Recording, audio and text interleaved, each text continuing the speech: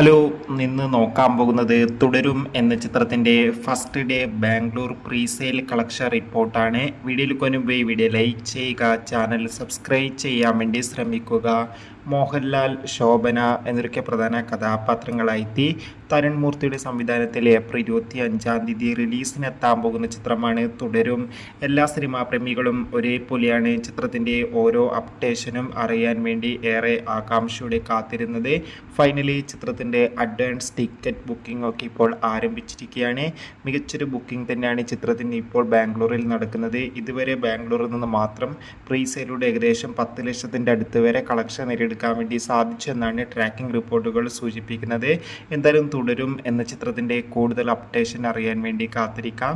എത്ര പേരാണ് ലാലേട്ടൻ്റെ തുടരും എന്ന ചിത്രത്തിൻ്റെ റിലീസിന് വേണ്ടി കാത്തിരിക്കുന്ന കമൻറ്റ് ചെയ്യുക. ഈ വരുന്ന ഏപ്രിൽ മാസം ഇനി അങ്ങോട്ട് ധാരാളം ചിത്രങ്ങൾ OTT റിലീസ് ചെയ്യും. ചാനൽ ഭാഗം പരിശോധിച്ചാൽ നിങ്ങൾക്ക് ആ വീഡിയോയ്ക്ക് കാണാൻ വേണ്ടി സാധിക്കും. അതൊക്കെ ഒന്ന് കാണുക. ബൈ.